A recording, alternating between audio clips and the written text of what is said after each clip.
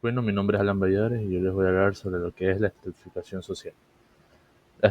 La estratificación social, como la podemos ver en pantalla, su definición más básica es que es la forma en que las sociedades o las comunidades como las conocemos, el conglomerado de las personas, se organizan o organizan a las personas en jerarquías según factores, como lo hemos visto en diferentes campos en el tiempo, ¿no?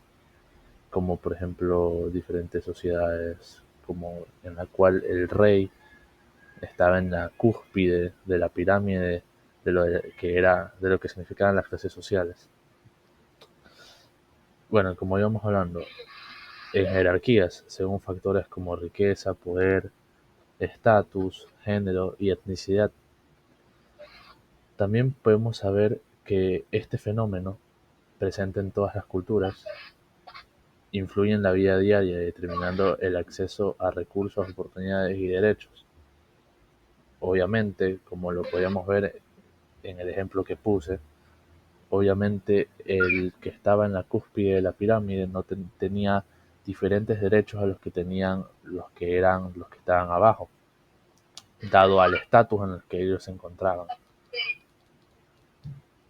A su vez, también, como lo mencioné, cada eslabón de la pirámide determinaba el estatus, el género o la etnicidad. Este, También podemos saber que es un tema clave en el ámbito académico y profesional, ya que pues permite entender cómo las desigualdades impactan en el desarrollo social. Luego tenemos lo que es los aspectos o el aspecto fundamental de lo que es la estratificación social. La estratificación social se caracteriza por una permanencia en el tiempo, su estructura jerárquica y por estar respaldada por valores o ideologías que la justifican, como el mérito o creencias religiosas. Sus principales formas de lo que es la estratificación social son las siguientes. Tenemos cuatro formas. Primero son las clases sociales, como las conocemos. Eh, Pueden ser comunes en las sociedades modernas y basadas en factores económicos. Depende mucho de lo que es el ámbito financiero en este apartado. Luego tenemos sistemas de castas, donde el estatus se hereda como, como en la India, como en la sociedad india, que luego la veremos más adelante. Como tercer punto tenemos el estatus social, el cual está asociado al prestigio.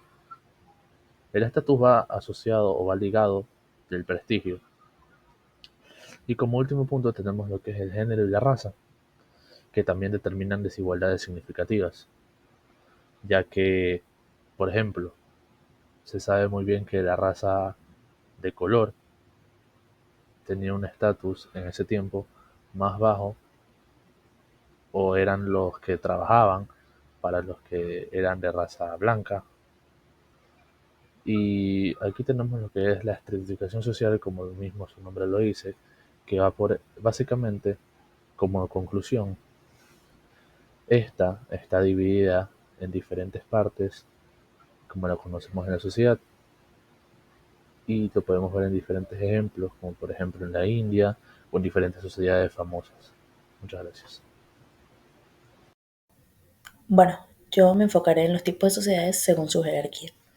La sociedad es una estructura fundamental en la organización de los seres humanos y a lo largo de la historia se han desarrollado de muchísimas maneras, porque claramente la sociedad es algo que siempre va a ir cambiando, va a ir evolucionando.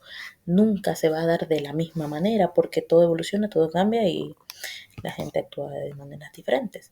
Pero nos enfocaremos también en las principales categorías dentro de su estructura social. La sociedad monárquica. La sociedad monárquica es aquella que está organizada de una forma de gobierno conocida como monarquía, en la cual el poder político era simbólico, podía ser el monarca, el rey, la reina, el emperador, etcétera. Pasamos con la sociedad de burgueses y el ejército. Los burgueses es la clase social compuesta por individuos dedicados a actividades económicas relacionadas con el comercio, las finanzas, la industria, la administración. El ejército ha sido institución central en el mantenimiento consolidado por el poder político. También tenemos que es la sociedad de pueblos campesinos y artesanos. Describe un modelo social característico de épocas preindustriales, especialmente de la Edad Media, donde la base de la economía era lo rural, se sustentaba de trabajo agrícola, complementado por oficios manuales y también pequeños mercados sociales, o sea, mercados locales, perdón. Entonces, dentro de esto están todos los tipos de sociedades y cómo cada una ha sido muy diferente dentro de cada sociedad. En cada sociedad se actuaba de manera diferente, como lo hemos planteado en esta breve explicación, para que lo comprendan de manera precisa y concisa. Gracias.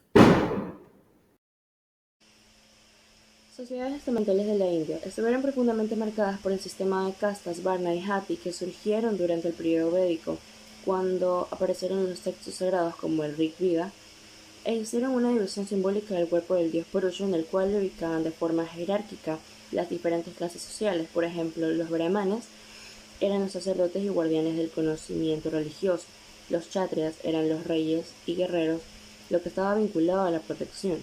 Los vaishyas iban en los muslos, que eran comerciantes y agricultores, que estaban ligados totalmente a la economía. Los sudras, que por obvias razones iban en los pies, eran servidores y trabajadores de las clases sociales más altas. Eso como primer punto y como primera característica, que era la división jerárquica. Luego tenemos como siguiente característica que eran fieles a sus principios religiosos, como el Dharma, que es su ley moral, y el Karma, que es las consecuencias, bueno, son las consecuencias de las acciones que realizamos durante nuestra vida pasada, lo que para ellos justificaba totalmente las divisiones sociales, viéndolo como algo natural dentro de la comunidad india.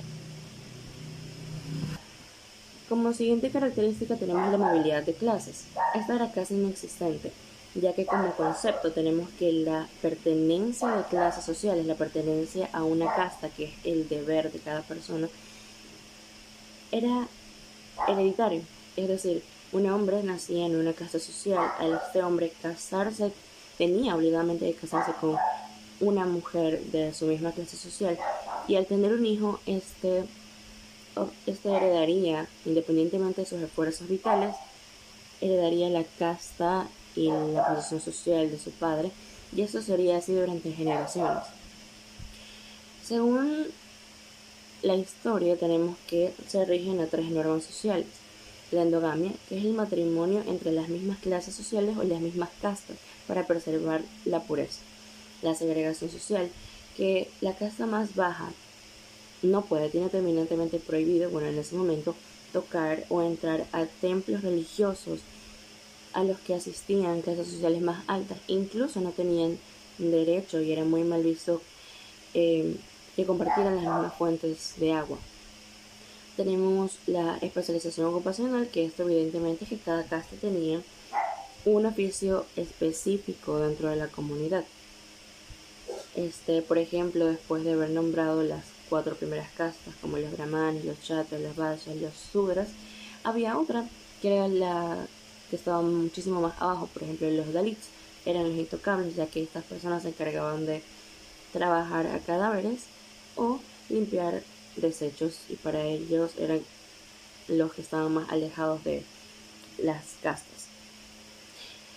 El sistema de castas definía la estructura social, sino también la económica y política durante siglos en la India, y aunque su abolición fue en 1950, las castas siguen siendo evidentes en lugares rurales y sociales de la India.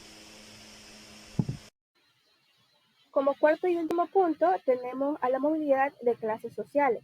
La expresión movilidad social se refiere al movimiento de los individuos y grupos entre las distintas posiciones socioeconómicas. En un sistema abierto, la posición social de cada persona vendrá implicada por el sistema adquirido, es decir, su esfuerzo y mérito de la persona, gracias a este podrá moverse o cambiar de clase social. Sin embargo, en un sistema cerrado, la posición social vendrá dada por un sistema adscrito, es decir, poseerás la posición social en la que naciste durante toda la vida. Muchos sociólogos destacan como factor influenciador a la movilidad, la industrialización. Otro fenómeno que influye en la movilidad social es la urbanización. Existen tipos de movilidad. Existen diferentes tipos de movilidad. Tenemos a la movilidad vertical, que es un desplazamiento hacia arriba o hacia abajo en la escala socioeconómica. Así pues, esta puede ser ascendente o descendente. Esta movilidad implica un desplazamiento de posición social a otra, que implica un mayor o menor prestigio. También tenemos a la movilidad horizontal, que es el paso de los individuos o de los grupos de un grupo profesional o de una rama industrial a otra, de un círculo ideológico a otro, sin que esto implique la alteración del estatus social. Por ejemplo, un obrero de la construcción que pasa a ser un obrero industrial. También tenemos la movilidad intergeneracional. Esto implica cambios de posición de los hijos con respecto a los padres. Los hijos con más estudios podrán acceder a una mejor posición dentro de la sociedad. También tenemos la movilidad intrageneracional, que se define como el cambio en el estatus social en un solo tiempo de vida, es decir, hasta qué punto un individuo se desplaza hacia arriba o hacia abajo en la escala social durante su vida laboral. Y también tenemos la movilidad lateral. Esta alude a la traslación geográfica, a un cambio geográfico. En muchas ocasiones va unida a la movilidad ascendente, pues en ocasiones, si nos desplazamos a una gran ciudad, tendremos más oportunidades de ascender de posición social. Eh, los problemas que presenta la movilidad social es que en una sociedad moderna es la necesidad de poseer unos estudios y una preparación importante para poder cambiar de posición social. Es decir, se requiere de un gran esfuerzo. Y como último tenemos las teorías de movilidad social, que son las macrosociológicas y las microsociológicas. Las macrosociológicas son las que intentan explicar las desigualdades sociales teniendo como objeto de estudios grandes grupos, a los grandes colectivos, como por ejemplo el marxismo. Y las microsociológicas son las basadas en los resultados aportados por encuestas empíricas, centrándose en un determinado conjunto de personas.